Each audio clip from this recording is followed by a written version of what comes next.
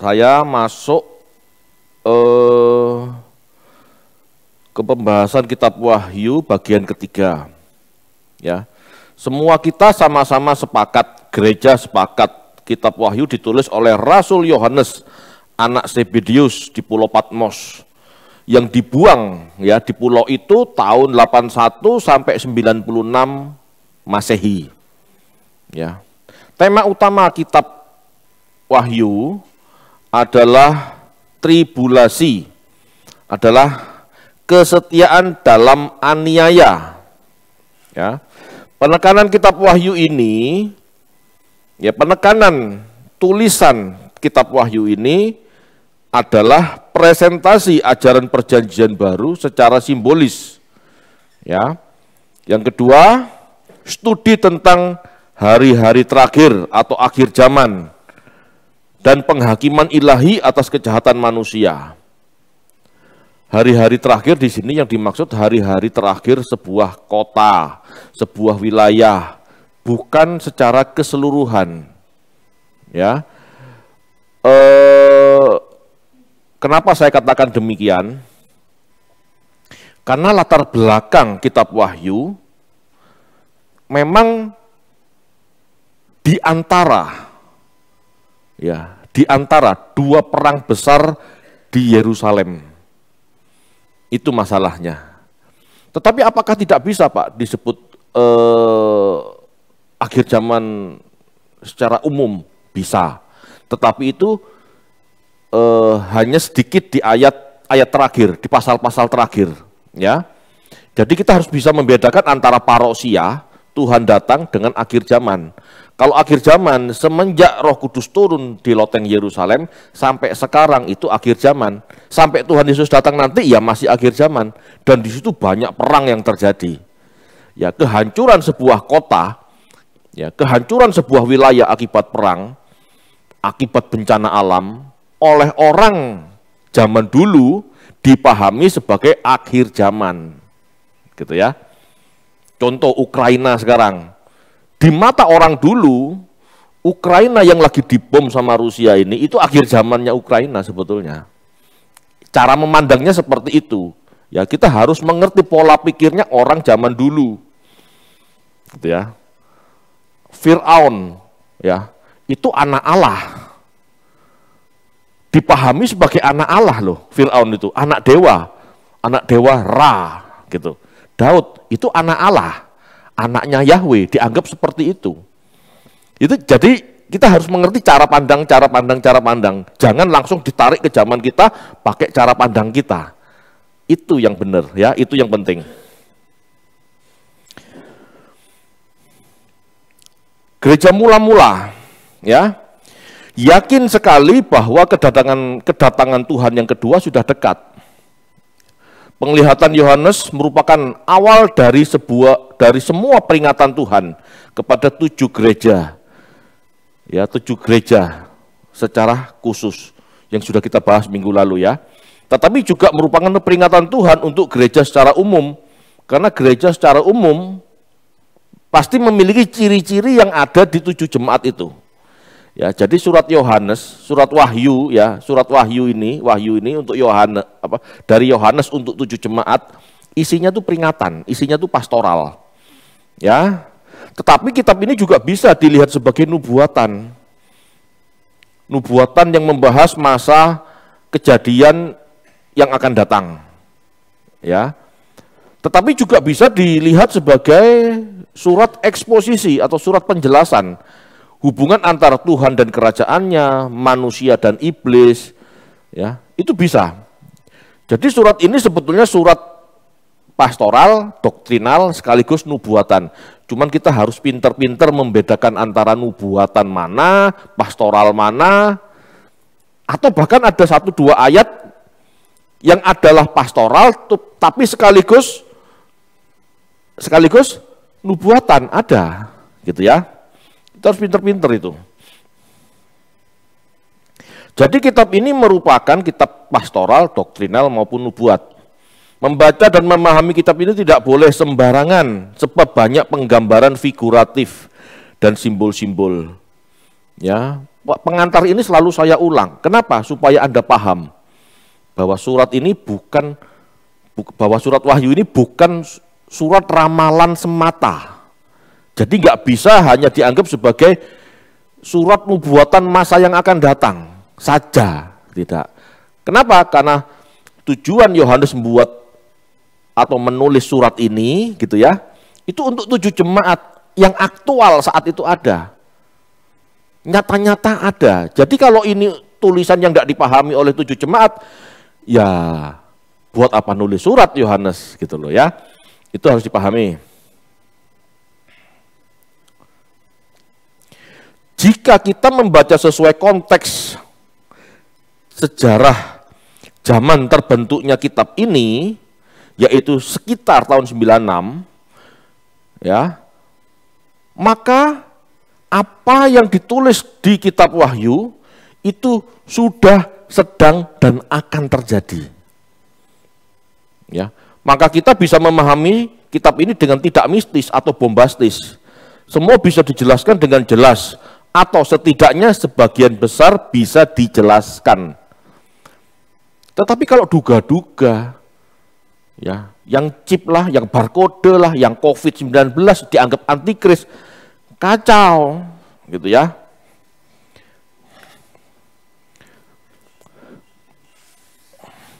Ini tahun 96, ya, di Patmos. Nah, kita harus melihatnya begini. Yang ini sudah terjadi, yang ini sedang, yang ini akan. Kita harus melihat Wahyu seperti itu. 96, misalnya ditarik ke sini tahun 70, atau jangan 70, tahun 64. Ini sudah banyak yang terjadi. Atau tahun 135 Masehi, ya, ini Masehi. Itu sudah banyak yang terjadi. Ya, antara ini itu ada perang besar. Ya, ada perang besar di situ. Nanti sambil jalan kita akan bahas, ya. Ini konteks untuk pasal 4 sampai 11.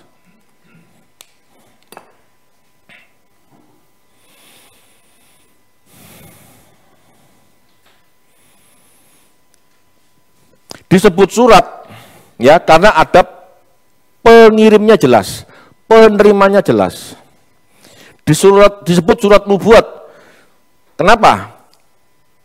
Di kitab ini disebutkan kata nubuat, ya, disebutkan kata nubuat itu banyak kali, ada 5 kali, gitu ya. Nubuat berarti sebuah pesan kenabian.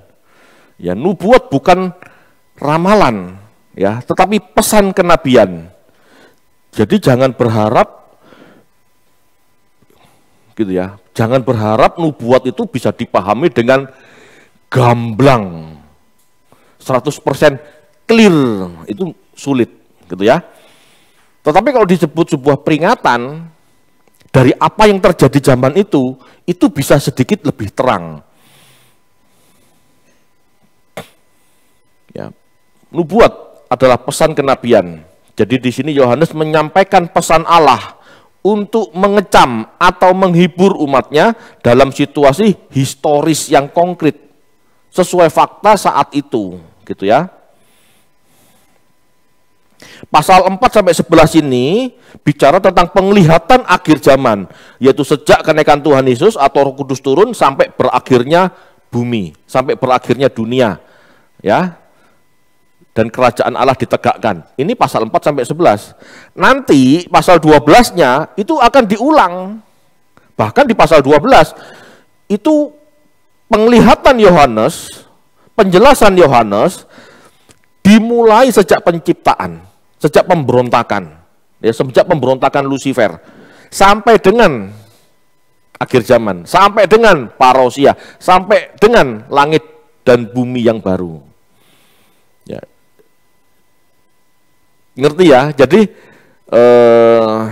skupnya gitu ya. Pasal 1 sampai 3 segini. Pasal 4 sampai 11 segini. Gitu. Pasal 12 sampai 22 segini. Nah, Anda membaca kitab Wahyu itu harus punya pandangan seperti itu. Ada yang diulang. Ya, jadi dari segini ke sini pasti yang segini diceritakan. Dari segini ke segini pasti yang segini terulang, terceritakan juga gitu. Ya.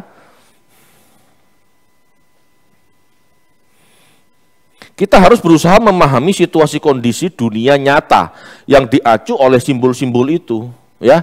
Jadi jangan berpikir seperti anak-anak yang berpikir bahwa binatang-binatang itu ada beneran, tidak. Ya, itu kan simbol-simbol.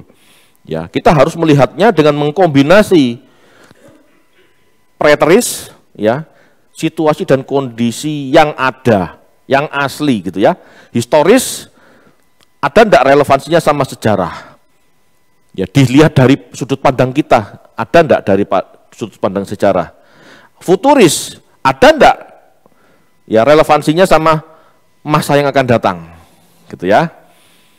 Jadi kita harus benar-benar teliti dan belajar sejarah. Jadi dulu saya mikir, ya dulu saya kecil pada saat kitab Wahyu menceritakan antikris yang akan datang gitu ya, yang kayak modelnya kayak robot, semua patungnya bisa bicara. Saya tuh mikir ya, apakah selama 2000 tahun ini tidak ada yang terjadi apa yang diramalkan di kitab Wahyu? Jangan-jangan salah. Ternyata tidak salah, tapi saya yang belum belajar, saya yang belum banyak tahu, gitu ya. Kebanyakan orang Kristen gitu kan, prinsip mereka yang penting Alkitab tok, Pak. Salah. Kalau Anda tidak belajar buku sejarah, sejarah dunia, sejarah Timur Tengah khususnya, Anda tidak akan paham. Kalau baca Alkitab tok, lalu ditarik di pola pikir zaman ini oleh otak kita yang cupet, terbatas, gitu ya, ya tidak akan nyambung. Saya ngerti Pak, iya tapi sejarah Nusantara, Perang Diponegoro, gitu ya, tidak ada hubungannya. Anda harus belajar sejarah dunia, gitu ya, Timur Tengah khususnya. Jadi simbol-simbol ya dalam Wahyu itu mirip kartun politik, penuh pesan-pesan, penuh sindir-menyindir, penuh dengan satir, fantasi, ironi, kritik. Gitu. Jadi surat Wahyu itu seperti itu. Ya. Sekali lagi seperti saya pernah contohkan, ya. Orang sekarang mengerti cebong dan kampret, betul? Tetapi orang 1000 tahun kemudian, kalau membaca mungkin ada fosil surat kabar gitu ya, lalu membaca tahun 2023, 2022 telah terjadi perang cebong dan kampret. Apakah, ya ngerti ya, apakah hewan cebong dan hewan kampret sama-sama gebuk-gebukan, bantai-bantaian gitu? Kan tidak boleh dipahami seperti itu. Itu kan julukan kita zaman sekarang. Ini sekedar contoh. Sama dengan orang zaman dulu melihat hewan bertanduk, hewan berkepala 7, bertanduk 10, mereka ngerti siapa yang dimaksud. Jangan berpikir langsung kasih ilustrasi seperti pendeta zaman dulu ya, digambar. Oh, ada macan, kepalanya 7, pakai tanduk. Setahu saya tidak ada macan pakai tanduk. Kan gitu ya. Nah, tidak seperti itu ya. Gitu. Ya kita maklum karena pengetahuan belum terbuka, tetapi semakin gini ya, dunia teologi Bapak Ibu itu seperti dunia pengetahuan. Semakin berkembang, apalagi dengan arkeologi yang begitu pesat perkembangannya, banyak ditemukan ini, ditemukan itu, bukti-bukti di zaman dulu, itu memperlengkapi kita memahami masa lalu. Gitu ya. Sebelum naskah Qumran ditemukan, Kita sulit memahami perjanjian lama, perjanjian baru. Tetapi dengan ditemukannya naskah-naskah Qumran, kita tahu banyak informasi lebih jelas tentang perjanjian lama, perjanjian baru. Gitu ya. Perjanjian lama khususnya. Bahkan dari situ kita bisa lihat ya, ketepatan salinan tulisan-tulisan yang ada. Lebih cocok mana? Masoret, apa Septuaginta dengan naskah-naskah yang ada sekarang, lebih cocok mana? Itu bisa ditentukan. Sebelum penemuan Qumran, naskah Qumran, kita kebingungan gitu loh. Itu contoh saja. Sama juga dengan sekarang, ya. Semakin banyak buku-buku sejarah dunia yang dikupas, yang ditulis, ini nyambung sama kitab Wahyu. Ya. Wahyu, kita masuk ya. Wahyu 4 ayat 2 sampai 3, silakan dibaca.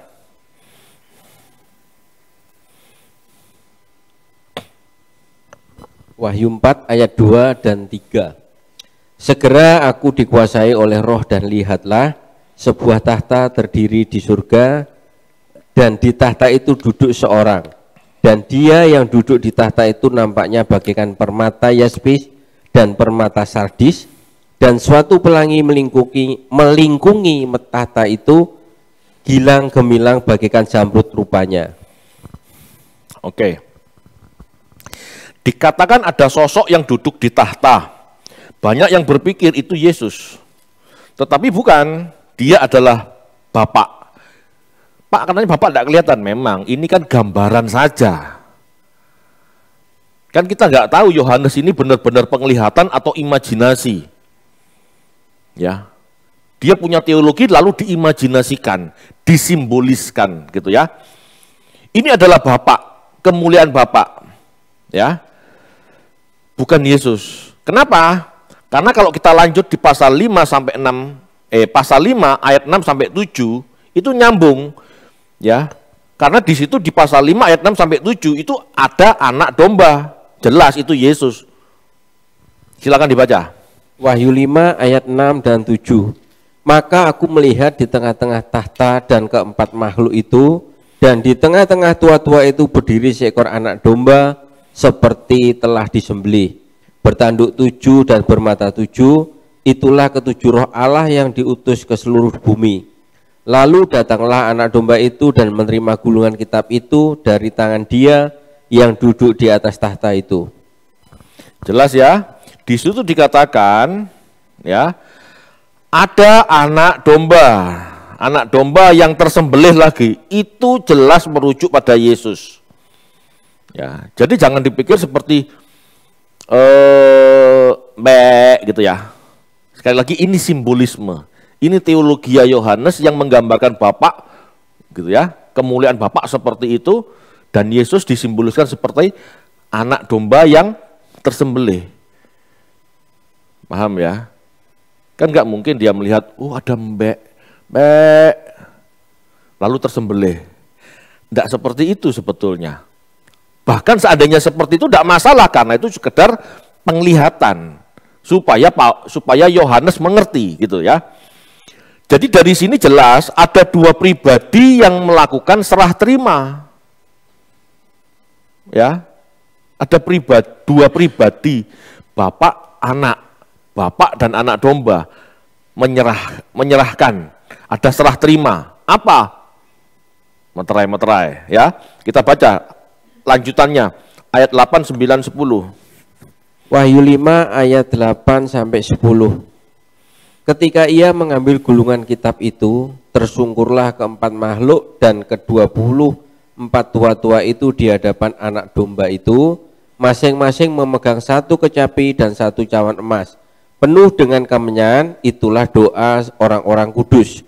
Ayat 9, dan mereka menyanyikan suatu nyanyian baru, katanya, Engkau layak menerima gulungan kitab itu dan membuka materai-materainya, karena engkau telah disembelih dan dengan darahmu, engkau telah membeli mereka bagi Allah dari tiap-tiap suku dan bahasa dan kaum dan bangsa. Ayat 10, dan engkau telah membuat mereka menjadi suatu kerajaan dan menjadi imam-imam bagi Allah kita, dan mereka akan memerintah sebagai raja di bumi. Ya, jadi dari ayat yang dibaca Pak Andoko tadi dikatakan bahwa Yesus anak domba layak menerima dan membuka gulungan kitab, ya, membuka meterainya. Hal ini bicara bahwa Yesus, ya, yang menang, ya, yang taat sampai mati, berhak atas pembentukan dunia baru, membentuk kerajaan imam dan memerintah sebagai raja. Jadi ini teologi Bapak Ibu. Ini penjelasan-penjelasan gaya Yohanes kepada 7 jemaat supaya mereka mengerti kelak, gitu ya, Yesuslah yang bertahta, gitu. Kelak Yesuslah yang bertahta, Yesuslah yang menjadi Tuhan, gitu ya. Loh, berarti sekarang bukan Pak? Sekarang juga. Ini kan cerita sedang terjadi, akan terjadi, gitu ya. Karena 7 jemaat mengalami masa-masa aniaya, gitu ya. Kelak, gitu ya, Yesus yang bertahta, Dia yang membuka gulungan kitab. Dan kalau kamu sekarang mengalami aniaya, bertahanlah karena itu seizin Tuhan, gitu. Tuhan yang mengizinkan itu terjadi, gitu ya. Itulah sebabnya Paulus mengatakan Yesus adalah Tuhan bagi kemuliaan Bapa. Pernah dengar ya? Hal ini sama dengan ungkapan Yohanes, Yesus yang duduk di tahta menyatakan yang tidak kelihatan. Kita baca yuk, Yohanes 1 ayat 18. Yohanes 1 ayat 18, tidak seorang pun yang pernah melihat Allah, tetapi anak tunggal Allah yang ada di pangkuan Bapa, dialah yang menyatakannya. Oke. Jadi Bapak tidak pernah kelihatan, gitu ya. Yesus yang menyatakan kealahan Bapa. Inilah tugas Sang Firman, tugas anak itu. Kita baca yuk Wahyu 22 ayat 1.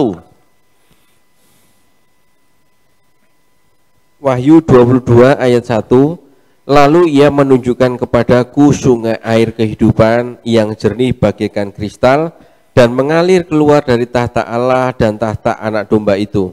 Ya, ini tahta Allah dan tahta anak domba itu sebetulnya salah. Yang betul tahta Allah dan anak domba. Ya, di Alkitab terjemahan baru sudah dirubah. Jadi terjemahan yang kita punya sekarang LAI tahun 74 ini salah. Di terjemahan baru yang terbitan yang baru saja diterbitkan nggak sampai sebulan ini sudah dirubah, tahta Allah dan anak domba. Jadi tahtanya satu, yang duduk di situ 2. Tapi yang kelihatan cuma satu, Yesus saja. Bapak yang duduk di situ tidak kelihatan, anak Allah yang menyatakannya. Jelas?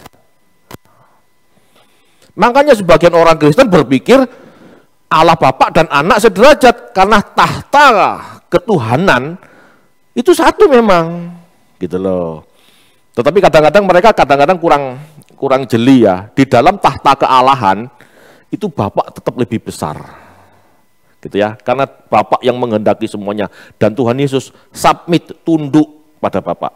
Dia melakukan apa yang Bapa kerjakan. Jadi eksekutor, gitu ya. Tahtanya sama sebab dia eksekutor. Tetapi segala sesuatunya Bapa yang pimpin anak. Anak selalu dipimpin Bapak, gitu ya.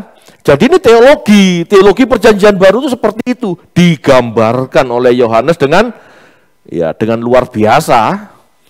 Saking luar biasanya banyak orang tidak mengerti, gitu.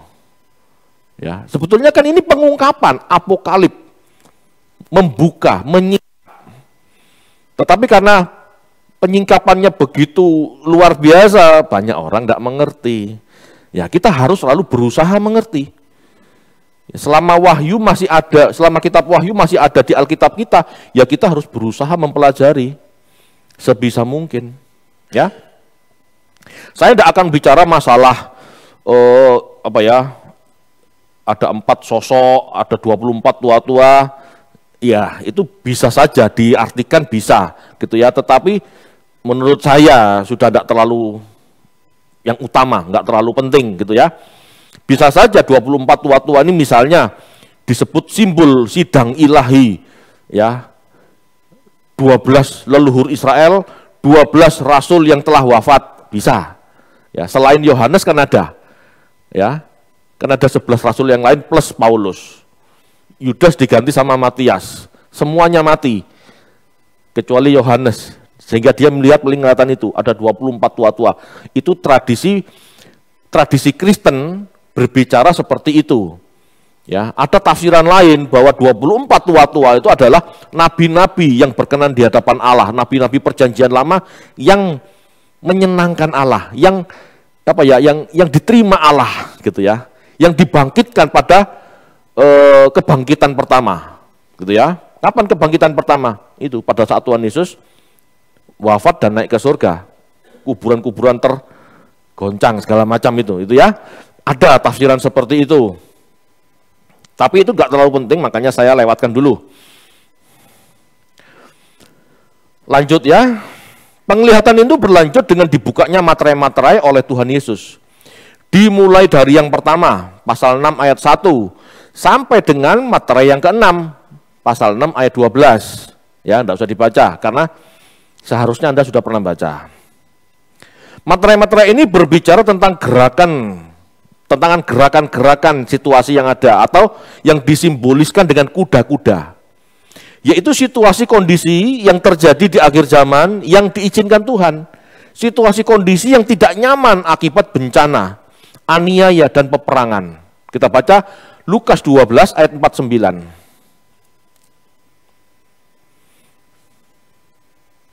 Lukas 12 ayat 49, aku datang untuk melemparkan api ke bumi dan betapakah aku harapkan api itu telah menyala. Oke, ya, jadi Tuhan Yesus melemparkan api. Api ini api ujian. Ya, api ujian, api pemurnian. Jadi materai-materai dibuka. Itu ingin menyatakan bahwa Tuhan sedang berkarya atas seluruh bumi. Ya. Di masa itu dipahami gerakan-gerakan itu adalah dengan kuda-kuda, simbol kuda-kuda, kuda putih, kuda merah, kuda hitam gitu ya, dan kuda hijau. Gerakan atau situasi dan kondisi yang terjadi di akhir zaman ini bertujuan untuk membentuk umat yang layak sebagai imamat kerajaan. Jadi tujuannya pemurnian, tujuannya ujian untuk memilih ya, untuk menemukan sosok-sosok yang bisa menjadi imamat yang rajani, yang turut memerintah sebagai raja di kekekalan, gitu ya. Kita baca aja.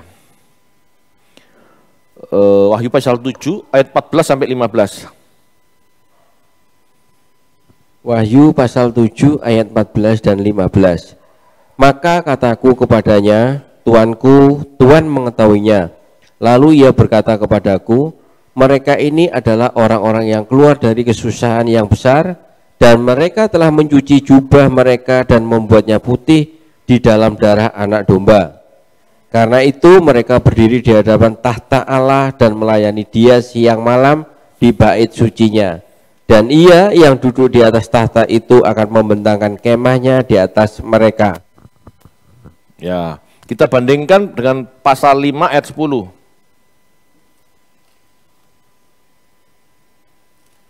Wahyu 5 ayat 10, dan engkau telah membuat mereka menjadi suatu kerajaan dan menjadi imam-imam bagi Allah kita, dan mereka akan memerintah sebagai raja di bumi.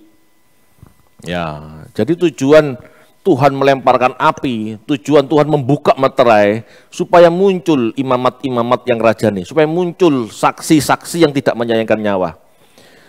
Jadi kalau orang Kristen berpikir hidup di dunia yang sekarang ini baik-baik saja, enak-enak, itu jelas salah. Bagi orang yang dikehendaki Allah, ya, menjadi imamat yang rajani, pasti mengalami ujian. Pasti mengalami tekanan, pasti mengalami aniaya, apapun bentuknya. Ya, saya tidak ngomong yang miskin saja yang dianiaya, tidak, yang kaya pun pasti ada persoalan, pasti ada tantangan, pasti ada. Ya, jadi ujian itu tidak selalu yang menyakitkan, yang nggak enak, yang enak-enak itu juga ujian sebetulnya. Ya, dikatakan di Mazmur, kekayaan itu tempat licin, itu ujian juga. Ya, jadi seperti itu Bapak Ibu. Materai-materai dibuka. Yang terakhir adalah materai ketujuh. Ya, di materai ketujuh itu masih dibuka lagi dalam tahapan-tahapan melalui simbol sangkakala. Dan sangkakala ketujuh adalah puncak dari rencana keputusan Allah. Ya, kita baca yuk, pasal 10 ayat 7.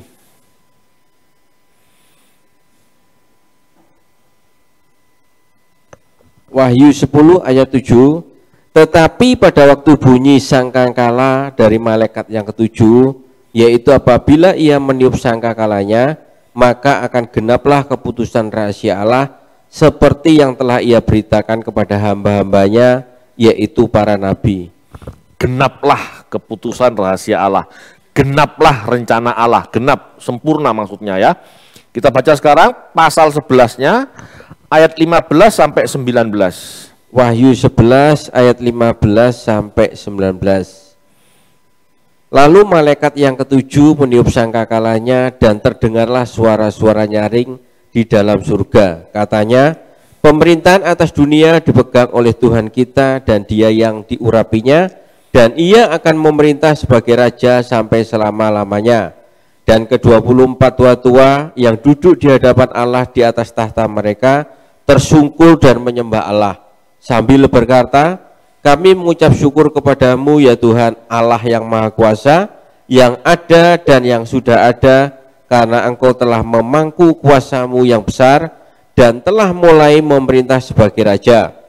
Dan semua bangsa telah marah, tetapi amarahmu telah datang dan saat bagi orang-orang mati untuk dihakimi dan untuk memberi upah kepada hamba-hambamu, nabi-nabi dan orang-orang kudus, dan kepada mereka yang takut akan namamu, kepada orang-orang kecil dan orang-orang besar, dan untuk membinasakan barang siapa yang membinasakan bumi. Maka terbukalah bait suci Allah yang di surga, dan kelihatanlah tabut perjanjiannya di dalam bait suci itu, dan terjadilah kilat dan deru guruh dan gempa bumi dan hujan es lebat. Oke. Jadi di pasal 11 ya, ayat 15 sampai 19 itu akhir dari babak kedua. Jadi penglihatan pasal 4 sampai 11 ya. Ingat, jadi pasal 4 sampai pasal 11 itu menceritakan banyaknya aniaya yang akan terjadi gitu loh. Tetapi endingnya Tuhan Yesus menjadi raja. Inilah pesan utamanya yang diberikan kepada 7 jemaat. Kamu jangan lemah. Sebagai orang percaya jangan suam-suam. Jangan meninggalkan kasih yang utama. Itu loh, ini pesan utamanya. Besok Tuhan kita jadi raja, kamu jangan lemes. Jangan patah harapan, patah semangat. Sebab orang-orang Kristen saat itu lagi lemah Bapak Ibu. Teraniaya. Jadi surat Paulus ini surat penghiburan sebetulnya. Surat menguatkan, aku melihat Tuhan kita berkuasa, bertahta, senang kamu. Kuat kamu, semangat terus. Gitu loh maksudnya Bapak Ibu. Tujuannya surat ini itu, jangan diartikan aneh-aneh. Loh tapi kan ada Pak, kuda-kuda, materai-materai, itu apa? Nah, jika kita lihat secara biblika, ya, dengan preteris, gitu ya, kan ada preteris, futuris, historis, gitu ya. Kalau ini secara preteris, gitu ya, sesuai dengan sikon yang ditulis, sesuai dengan sikon saat Yohanes menulis surat itu, gitu ya. Ini menjelaskan situasi dan kondisi dunia abad pertama. Pasal 4, di mana terjadi kuda-kuda, segala macam ya. Sebagian besar meterai-meterai, gitu ya. Ini terjadi di dunia abad pertama, Bapak Ibu. Ya, diwarnai oleh Injil Kristus yang disimbolkan dengan kuda putih. Kemudian kuda merah sebagai simbol perang Yerusalem tahun 70 sampai tahun 135. Itu perang, hancur-hancuran. Yerusalem hancur, Yudea hancur. Sampai pada akhirnya Bait Allah rata dengan tanah dan di atasnya didirikan patung Hadrian dan Jenderal Antonius Pius. Loh, kalau belajar baru ngerti gitu ya. Jadi bukan patung yang di sono itu, tetapi patung ini ada patung memang di Bait Allah itu didirikan patung ya, Gubernur Hadrian dan Antonius Pius yang menang perang atas orang-orang Yahudi. Ya, pasal 13 sampai 14. Coba kita pasal 13 ayat 14. Ayo kita baca yuk.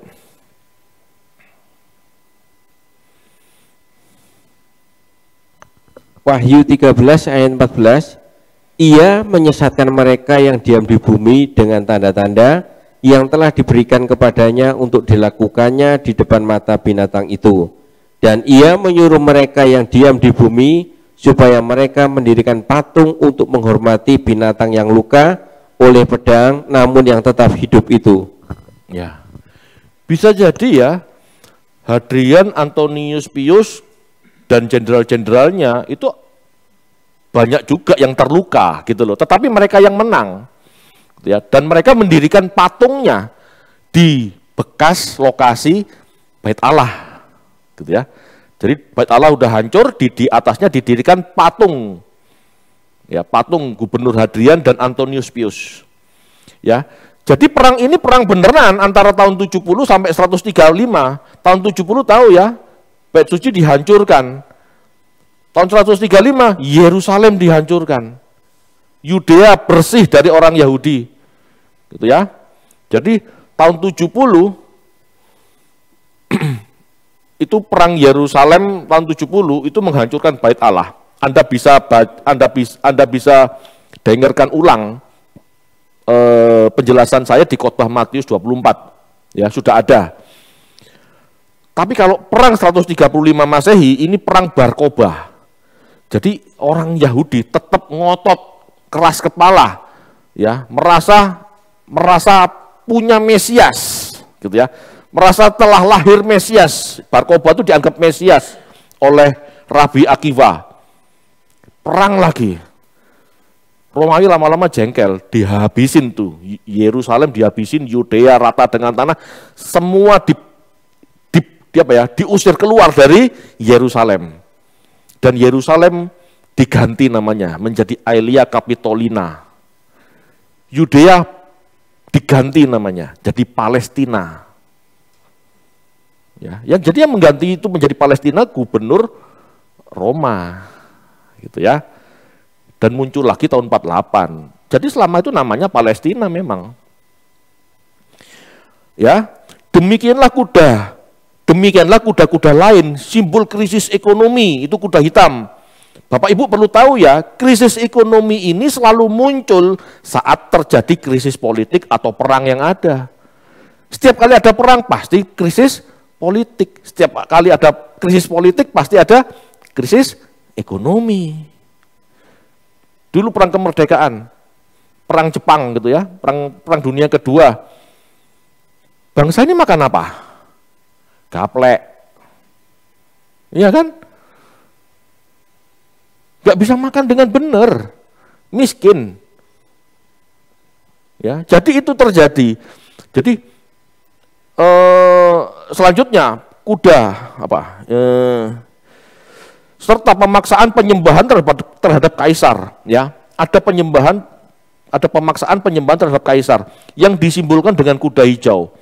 Sekarang baca yuk pasal 6 ayat 8 sampai 11.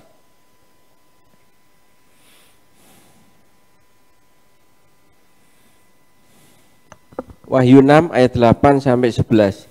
Dan aku melihat sesungguhnya ada seekor kuda hijau, kuning, dan orang yang menungganginya bernama Maut, dan kerajaan maut mengikutinya.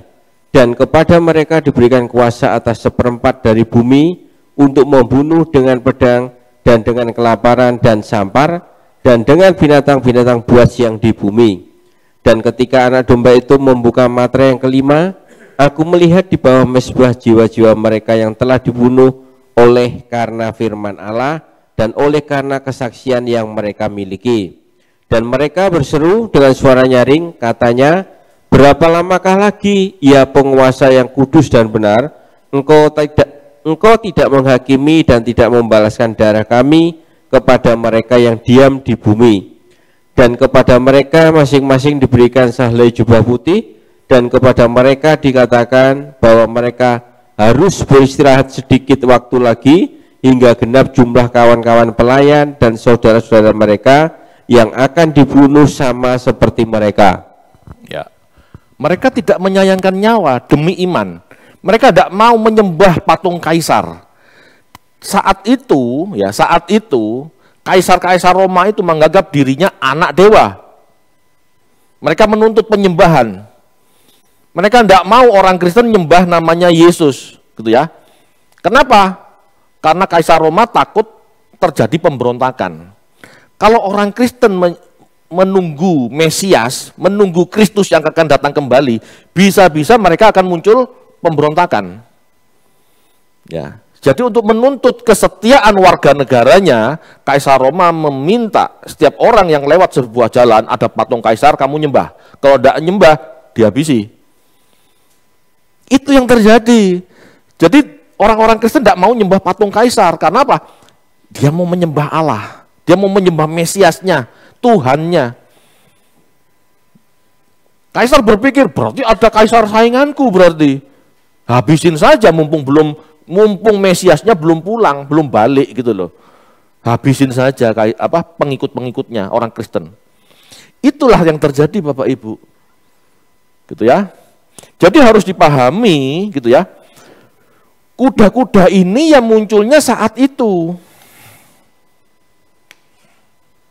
Kuda putih. Injil diberitakan. Ini kan terus. Gitu ya. Lalu ada kuda merah, perang. Kuda merah ini perang. Tahun 70, tahun 135, ini masa-masa perang. Ya. Lalu ada kuda hijau. Kuda hijau ini bicara tentang, ada kuda hitam, krisis ekonomi. 70 Yerusalem hancur, 135 Yudea hancur. Berarti di sepanjang ini masa kelaparan, ekonomi sulit. Lalu ada kuda hijau. Semakin jelas teologi Kristen hanya menyembah satu Allah, ya, satu Mesias, bukan kaisar. Maka terjadi penindasan. Penindasan itu kapan? Ya dimulai, ini Nero penindasan. Ya. Di sini Diocletianus. Siapa? Kaisar pada zamannya Yohanes itu, Domitianus. Ya, Domitianus. Ini penyiksaan. Jadi Nero penyiksaan. Ini ada kaisar lagi di sini penyiksaan. Kaisar ini penyiksaan. Domitianus penyiksaan. Terus sampai tahun 380 Masehi. Ini penyiksaan terus. Ini loh kuda hijau yang meminta disembah. Jadi kuda-kuda itu dilihat Yohanes secara nyata. Tahun 96 ini. Ya, tahun 96 ini Yohanes melihat para rasul dibunuh teman-temannya. Tahun 96 ini Yohanes juga melihat dalam penglihatan murid-muridnya dibunuh oleh kekaisaran Roma karena tidak mau menyembah kaisar. Jadi ini benar-benar terjadi secara historis. Tidak usah ditunggu sekarang. Udah terjadi.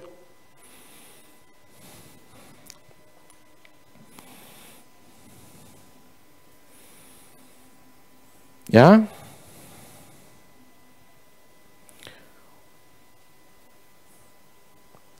Jadi kuda-kuda adalah simbol gerakan-gerakan yang terjadi saat itu. Krisis ekonomi, kuda hitam, ya, itu selalu muncul saat terjadi krisis politik. Perang-perang yang ada, ya, itu mengakibatkan kemiskinan, penderitaan, pemaksaan penyembahan terhadap kaisar, ya, yang disimbolkan dengan kuda hijau. Ini menyebabkan terbunuhnya para saksi Tuhan. Terbunuhnya para martir. Kata saksi di situ bahasa Yunaninya marturia. Kata dasar martir itu marturia.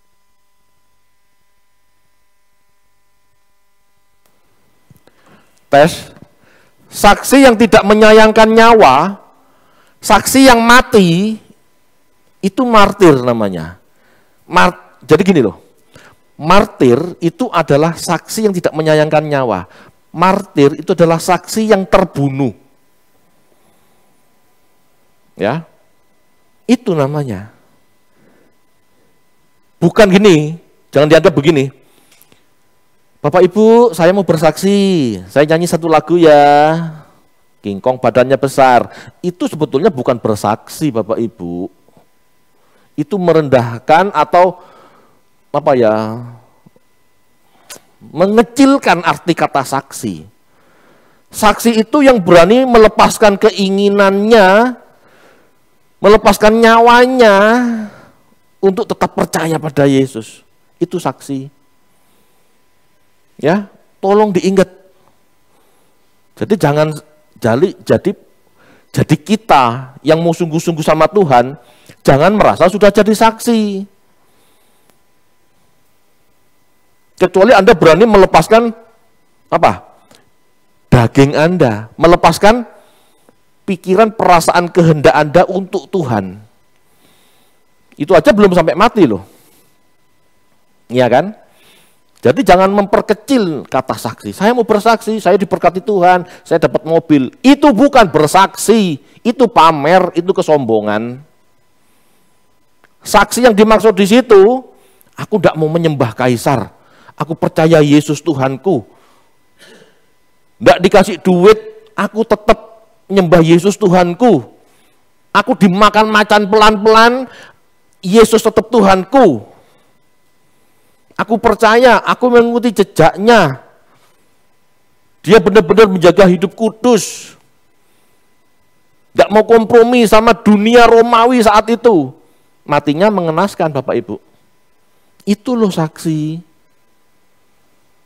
Ya, jadi jangan berpikir saya mau bersaksi, saya punya rumah, saya punya mobil. Itu pamer Bapak Ibu. Asli itu pamer sebetulnya.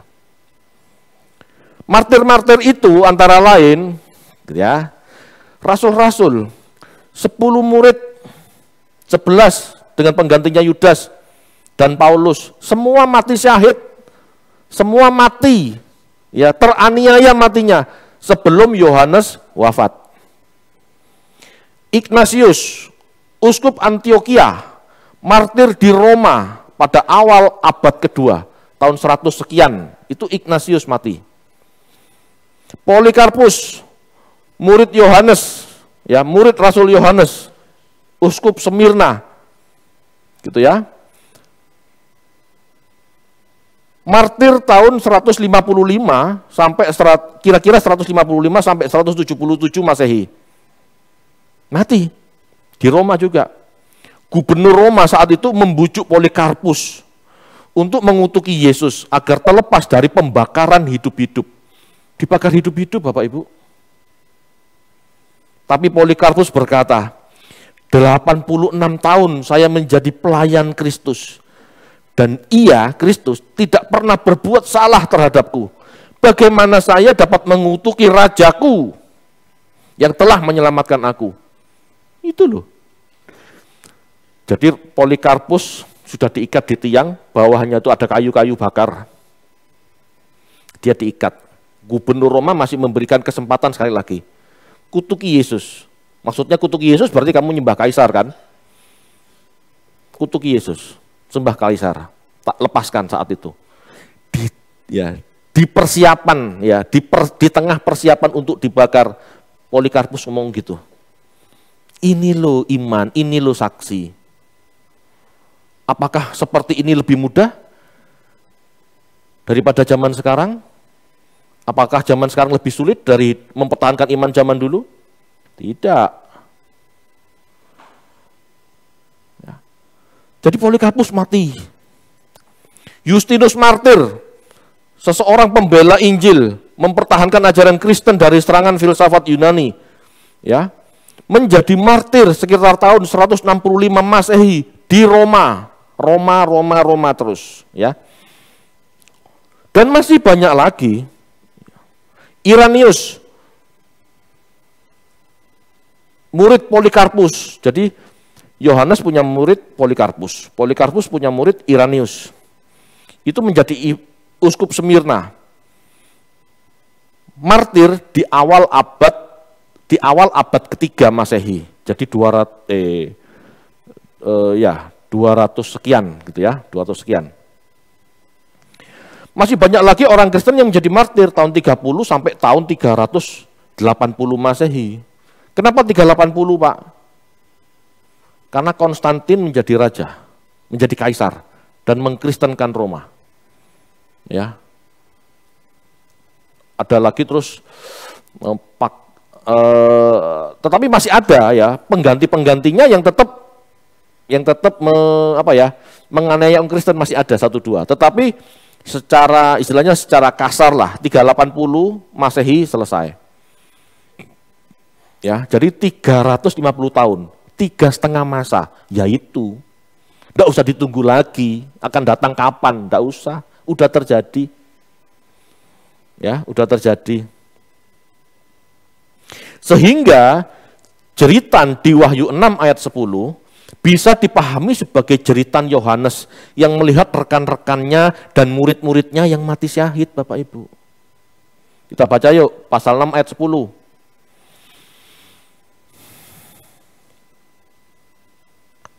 Wahyu 6 ayat 10. Dan mereka berseru dengan suara nyaring, katanya, berapa lamakah lagi ya penguasa yang kudus dan benar, engkau tidak menghakimi dan tidak membalaskan darah kami kepada mereka yang diam di bumi.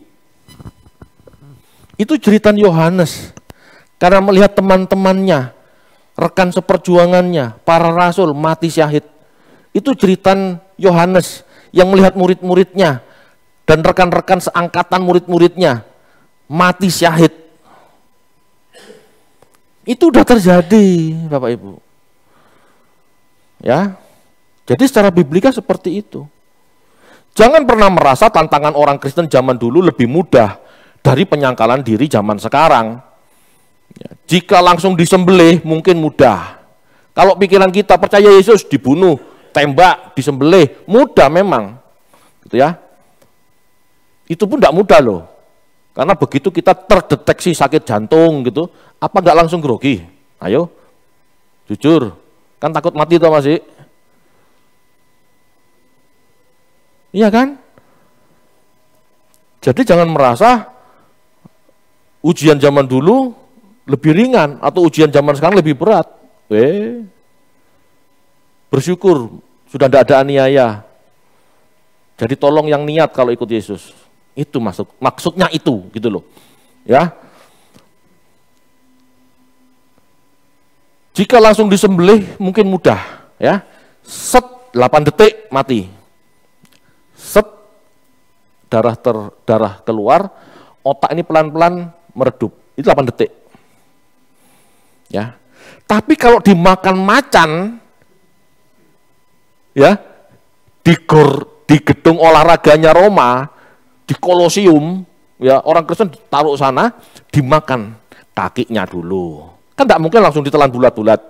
Pasti dikunyah dulu kaki. Terus tangan, ya loh, kan belum Kan belum mati kan? Itu bisa setengah jam lebih Bapak Ibu. Merasakan kunyahannya macan. Anda merasa lebih hebat, lebih suci? Belum lagi ibu-ibu yang bawa anaknya. Kalau anaknya dimakan dulu, gimana kira-kira? Anak Anda pulang sekolah, enggak pulang setengah jam, gitu bingung, betul? Ini jelas dimakan macan. Anda masih bisa beriman kira-kira? Jangan sombong. Ya, itu yang masih dimakan macan, dibakar hidup-hidup.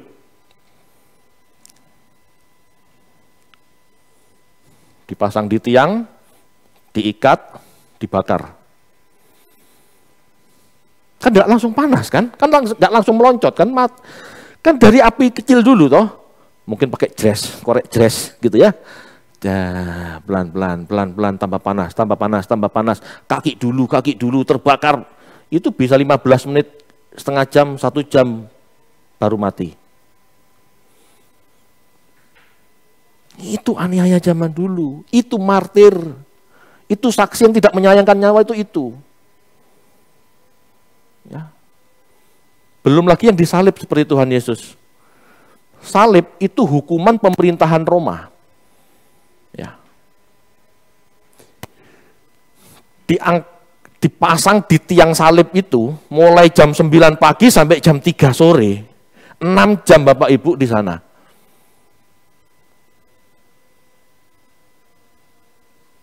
Jangankan Anda, kalau itu anak Anda, suami Anda, istri Anda, gimana? Dan Anda disalib itu ya, jangan berpikir pakai cawat kayak Tuhan Yesus sekarang loh. Itu kan memperhalus. Ya.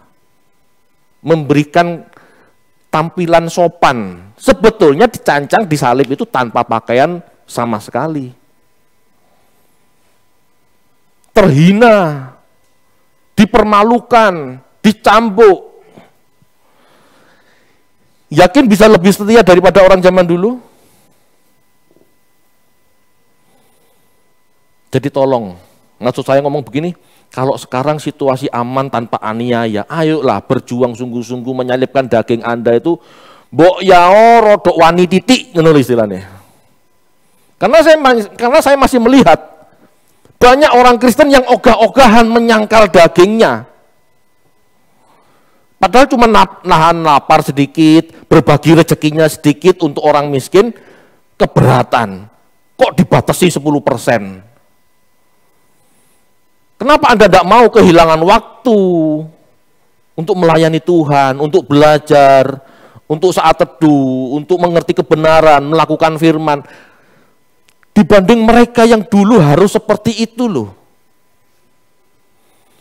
Saya yakin dulu lebih berat Bapak Ibu. Kalau saya bayangkan melihat misalnya tuh, ada aniaya kayak gitu, terus BK atau Sharon atau Grace anak saya ketangkep, lalu dikunyah macan pelan-pelan, gimana? Ngenes enggak? Sedih enggak? Apakah kita kira-kira kompromi? Oke. Aku kutuki Tuhanku, seperti itu? Anda kehilangan anak aja enggak berani kok. Melihat anak Anda menderita saja, kurang makan saja, Anda enggak berani kok. Paham ya maksudnya ya? Jangan anggap remeh. Perjuangan kita tidak lebih berat dari mereka. Dan ini sebetulnya kasih karunia Tuhan, supaya kita benar-benar bisa memperbaiki kodrat kita. Tanpa harus ada yang meden-medeni, istilahnya gitu.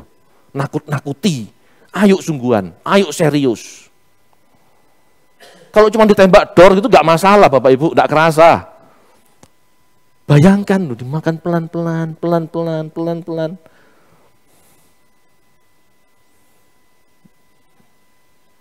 Coba tonton film-film yang seperti itu.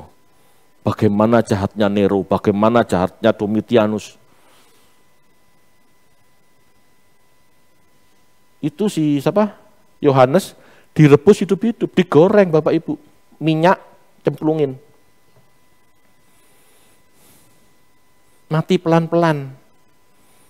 Tapi untungnya enggak mati, karena dia masih harus nulis kitab Wahyu. Dia masih harus nulis Injil Yohanes. Itu kenapa dia masih harus hidup.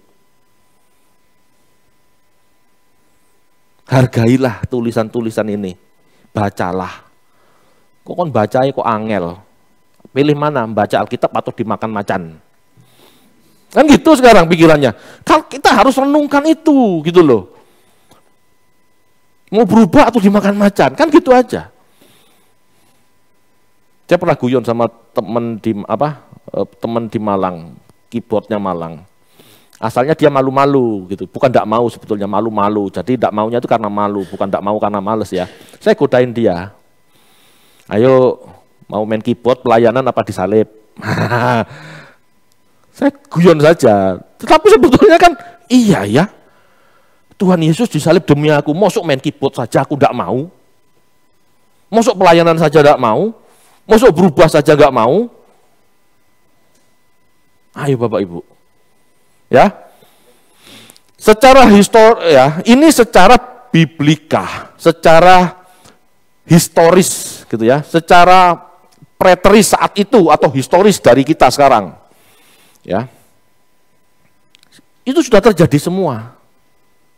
Nunggu Tuhan Yesus datang menjadi raja. Ya.